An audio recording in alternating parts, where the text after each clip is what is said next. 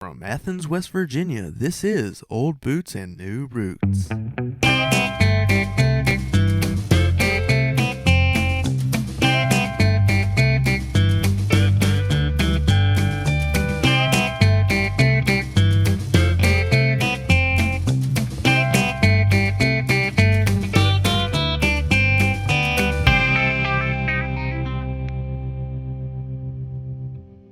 Hey y'all, I'm Logan Bennett and this is Old Boots and New Roots. Today I'm here with Logat.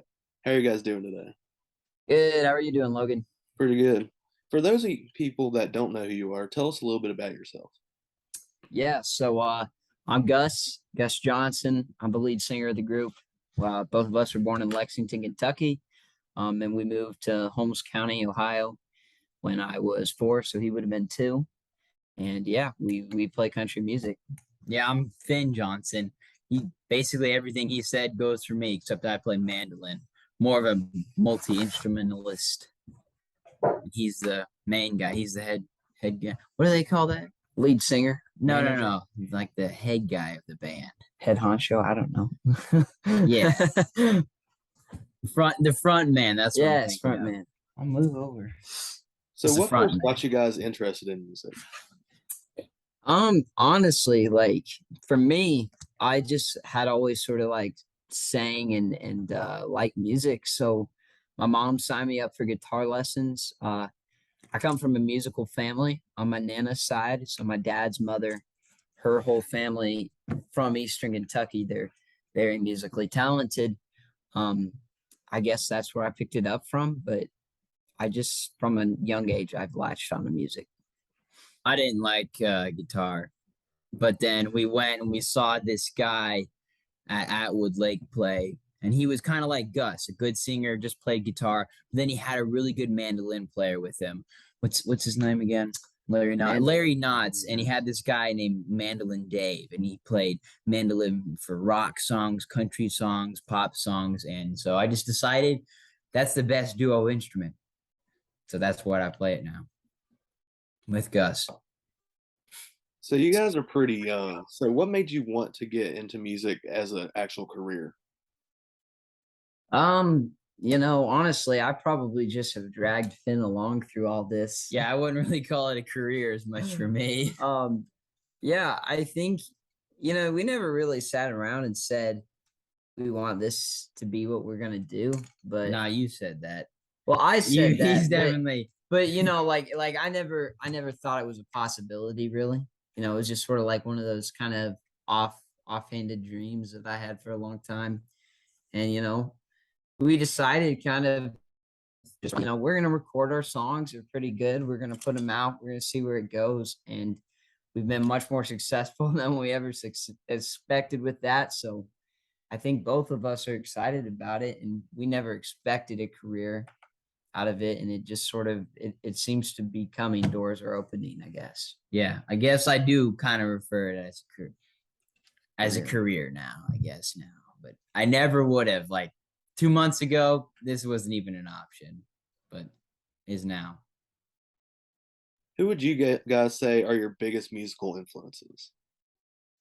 And that's a great question. Yeah, I think Finn and I both listen to a very diverse range of music. I'll let him explain what he listens to, but personally, I listen to, sort of a narrow spectrum. I listen to country and classic rock and southern rock, but in that genre, I listen to mainstream country. I listen to Appalachian country. I listen to Texas country. I listen to Americana, all sorts of stuff. I think inspirationally wise, Jason Isbell, I would say, is a guy that I've looked up to from a young age. The Roosevelts, I'm not sure if you've ever heard of them. They were a small band that I saw them first when they were opening for Robert Earl Keen. And it was a guy with a guitar and a mandolin. And I think that was probably the first time anybody really thought of, okay, mandolin and guitar. I think that was the first time Finn and I had really even discussed that. That was before we watched that guy Mandolin Dave play. But I would say those two are two big influences. It's too hard to name all of them because there's literally hundreds for me.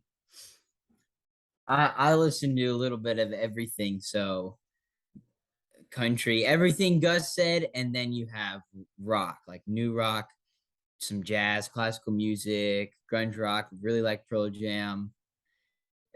Basically, any music sounds good to me. I like even some pop on the radio and hip hop. But I have the same like for our band, I have the same influences as Gus. But I'll take some stuff from some other people. Like I'll take some ideas from normal rock and I'll add it to my mandolin for what Gus and I do. Like I'll take stuff from Celtic music, like Irish music, and I'll put it into our songs, or I'll do my best to. I haven't really done too much like composing or anything. That's more what I would like to get into. So who would you guys most like to collaborate with? Oh man. I mean, if you had to ask, I would like to collaborate with like a very strong female vocal. I think that would sound really good. Like if you were talking like dream collaboration, if you wanted to be unrealistic, I'd say like Emmylou Harris would be like a really cool person to collaborate with. But there are some people that are closer to our size that I would find it interesting to do a collaboration with. There's a guy named Gavin Adcock who I've talked with a little bit online before. He'd be a cool guy to collaborate with because he's got a great voice, a similar style to us. Uh, but yeah, I mean, if you're talking dream, like a dream collaborator, I'd say Emmylou Harris. I mean, anybody really. I don't care who. I'm not gonna be picky. But yeah, Brad Paisley, great guitarist, great singer, great songwriter. We could write some really good, especially Gus and Brad could write some really good songs together. That's of course a little bit much, but that would be my dream. So while we're talking about songwriting, most of your songs are very songwriting focused. How do you guys write songs? Yeah, so I do most of the actual writing. My songwriting process, every song is different. Uh, I probably wrote 50 songs when I was like 12 and 13 years old that were absolutely terrible. I mean, they sounded like a middle schooler wrote them, you know? Well, I mean, I was a you were middle schooler. Uh, but one day I woke up and I wrote like an okay song, like one that didn't make your ears bleed. And from there it got easier. Usually I would say the most common thing that happens is I come up with an idea, whether that be a title or a line. I come up with a very small idea about something and I elaborate and I just keep growing the song. I'd say one of my biggest influences is my dad. He's a really smart guy. Um, he's not actually a musician, but for as long as I remember, I'll finish a song or be close to finishing and I'll bring it to him and I'll be like, hey, I've got this song. I need you to look through it. Tell me what's terrible and maybe add your own stuff. He's added some really smart lyrics, but more importantly, he's just that honest opinion. The hardest part of songwriting is showing your song to someone and then being like, that's just not good. You know, you show it to your friends and they'll lie to you. They'll be like, oh, that's great. Or they won't even really care. But, you show it to someone that really cares and knows what they're talking about. They'll be honest with you. And that's the most important thing that you can get as a songwriter. So you guys just put out your first album. Tell me a little Mhm. bit about how you guys made it. Oh yeah, that's actually pretty interesting. So we started recording that album in Cincinnati. My girlfriend was going to college at UC, and we had gone down. She has a church there, and at the church there just happened to be a guy that that was recording that owned a recording studio, and it's kind of amazing how doors just open for you sometimes. I feel like God just flings them open. I mean, we just started talking to this guy and he's like, yeah, you should come down and record sometime. I don't think recording had ever crossed our minds before that day. And 2 months later, we are down there recording two songs. We recorded Mockingbird and Pride Before the Fall, and we released them, I think, in April. Was it April? Or maybe it Yeah. was early. No, it was January. It was January. Yeah, it's it earlier was than that. I December don't know why. 31st. It was like New Year's Eve. Yeah, And he's right. It was this- New Year's Eve. The studio was Moonlight Studio, which no one outside of Cincinnati in the Southern Ohio area is going to know who that is. But hey, one day they might be pretty big if we put them on the map here. So they're like the studio we recorded in is probably the size of your kitchen and full of instruments and couches and big computers. So just next time you listen to the album, picture the album like in your bathroom, being played in your bathroom. 'Cause that's how big the studio was. Yeah, it was a small studio. We recorded those 2 songs. We didn't have any plans for further recordings. But one day, like I said, doors just opened. My aunt lives in Nashville. She knew some people that went to her church who set us up with sort of one of their friends who is a producer. His name's Chris Latham. He's done work with Guy Clark. He has a Grammy with Guy Clark, actually. He's done work. Joe Nichols. He has, I think, is it a platinum record? Yeah, and he's like Dolly Parton's voice coach. Yeah, I think the guy's great. He did it. He did the rest of the songs. He actually split Monsters. Was it Monsters? No, Bench Seat. Baby. Bench Seat. We did half of that in Cincinnati, and we got most of the instruments. Then we basically brought it down to Nashville and had him do steel over it so we could have that session guitarist Steve Hinson, who worked with Randy Travis for 19 years, put some dobro on it, some slide guitar, and pedal steel too. Yeah, pedal steel. So yeah, it was a weird ride. And we didn't even know when we released Mockingbird as a single that it would be part of a bigger project a few months later, but it just sort of happened, and we're happy with it. We're very fortunate to have that opportunity. So right now, Mockingbird is your biggest song. Tell me how you guys came up with the idea for it. So I wrote Mockingbird when I was probably, what was I? I think I was 14. I would have been in 8th grade. I had it was 100. I mean, this was 4 years ago. So it was 100% written about like a 2-week middle school relationship that went wrong. And now that I think of it, yeah, it probably it was 100%. It's a true story, probably. It is. And I wrote it about that, which I didn't really care that much. It just I was thinking about it one day. It's like Mockingbird, and I just wrote it down. Most of my songs from when I was in middle school, because I did write a lot back then too, were not good. I think that was probably the one that actually had some potential, and here it is. It's our biggest song. So the thing about Gus's songs is when he writes them, he'd have a song like Mockingbird, and I'm pretty sure Feeling Goodbye was like this. He'd write a song, he'd play it a couple times, and then he'd put it away. And then a year later, he'd play it one more time, and my dad or I or my mom would really like it, actually, and be like, hey, you got to get that song out. And so that's what happened on Mockingbird. It was like an archive of songs, and we found Mockingbird, and it was the catchiest tune. Mhm. And I'll take some credit. That was probably the only thing I ever wrote anything on. I wrote all the instrument parts, but well, he always writes some instrument parts. But he's right about that. I kind of forgot. I probably found that song 3 years after I written it. Hadn't even thought about it since, and I just was kind of playing around with it. I had all the chords, and I could remember enough of the melody, and I just was upstairs playing it, and my dad was like, did you just write that? I was like, I wrote this like 3 years ago. And he's like, that's great. So we stuck with it.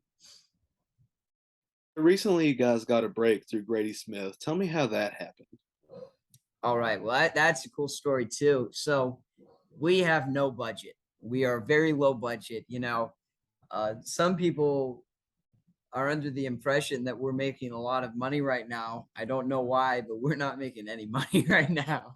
I mean, Spotify does not pay much, and that's how you make your money right now. We don't have a label. We're not touring. We are playing shows, but we're not touring.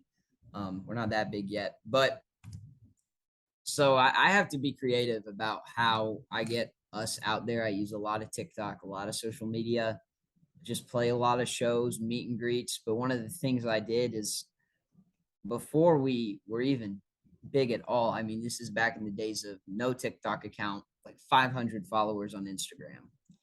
I basically called every friend I had. So like everyone in our high school of 300 people. So I got like 80 people to comment at Grady Smith on a video. I had him tag him. And that, you know, it was just like an Instagram reel where I said, wouldn't it be cool if everybody tagged Grady Smith so we could see our stuff? So everybody tagged Grady Smith. And it worked. We ended up with like 150 tags. And he reached out.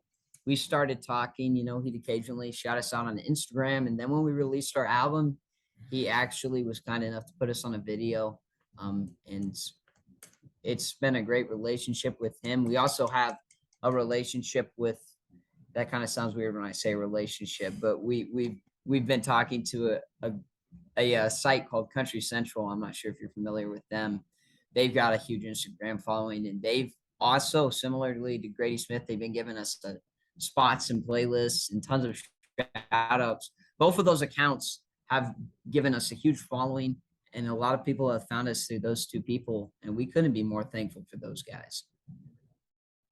What's the best advice you've been given in your musical career?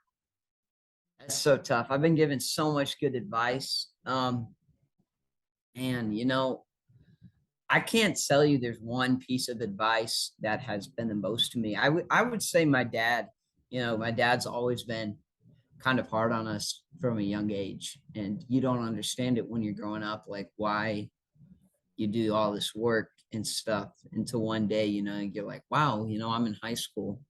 I just graduated high school and I've got an album out and, you know, 110,000 listeners on Spotify. And you kind of think, wow, that's cooler than anyone else. It makes sense now, you know. It's just learning that work ethic. And I think one of the things he said is you can only control the things you can control. You know, you can't always predict or create a situation where you're gonna get that label or you're gonna get signed or you're gonna have success. But you know, you can do everything you can to be as talented as you can possibly be. I mean, it's a million things. Get better at your instruments, get better at singing, even things you don't think about, like get better at social media marketing. Make sure you stay in the best shape you can, just because, you know, in that industry, It's a lot of advice. it is, but it's all lot of compacted advice. into one thing. It's like a lot of people don't think about it, but Finn and I are like really intentional about staying in the best shape we can. It wouldn't matter if we didn't sing. Neither one of us would care that much. Finn might, because he likes to lift more than me, but I wouldn't care that much. You know, as long as I'm healthy, I wouldn't care. But now I have to make sure that I look as good as possible. I have to keep if I have acne, I got to keep it under control. I got to make sure my hair is cut. Just all sorts of stuff that other people would see as being vain. And it's not me trying to be vain. It's just, I know, like, if I get called to play at a show with a big name there, I need to look as good as possible, because those guys in Nashville, the guys that are going to sign you, they look at that, and you got to be intentional about controlling those things that you can control, even if it's unfair, even if it seems redundant or unnecessary. You just got to do it, you know. The most important piece of advice for me was when on stage, when you take your chord, don't plug it directly in your guitar, because if you step on it, it's going to come out. You got to wrap it around your guitar, your guitar strap, so that if you step on it, it doesn't come right out of the hole. Actually, our roadie taught me that one. He's standing right here. Yeah, he's behind us, Brody Reno. So, looking at the rest of 2022, what do you guys have planned with your music? Well, I mean, for 2022, right now, so I'm going to college. I'll leave in a week, actually. So I'm going to get settled down there. We've got a lot of shows planned. We've got some songs written that are ready to get recorded. We're not sure when that's going to happen, but it's going to happen one of these days here in the near future, probably after I get settled down for college and we sort of know what we're dealing with. But, you know, playing shows, I like to get some songs recorded. I don't know if we'll have them released by the end of the year or not. I don't want to make any promises, but we've just got a lot of things that are in the works with no definite timetable. With college, there's a little bit of that uncertainty, but at the same time, we're still full steam ahead. We're not slowing down. We just need a month or two to get settled in before we know 100% this is our schedule and this is how we're going to do things. So if people want to follow you, where can they find you at? Yeah, so there's a bunch of different places. I would say I most often will post on TikTok. That is where you're going to see the most of us. Instagram's great. We have all our show dates, everything we're doing there. That's the best place to get your news and just your straight facts about Low Gap. We've got a website that's got all our tours, our touring schedule, where we play shows, some information. But I'd say what helps us most is a Spotify follow, adding us to a playlist, anything like that, so you keep hearing our music. Because all of those streaming platforms, whether it be Pandora or Amazon or Spotify or Apple Music, you put us in a playlist, even if you don't follow us on social media, we'll be on your curated playlist. You'll know when we have new music out. So that's probably most important to us, is that Spotify follow. Well, thanks for talking to me today. Yeah. Hey, Thanks for having us. It was a good interview. You guys have a good day. Yeah, you too, too. man. We'll see ya. Bye. Bye-bye.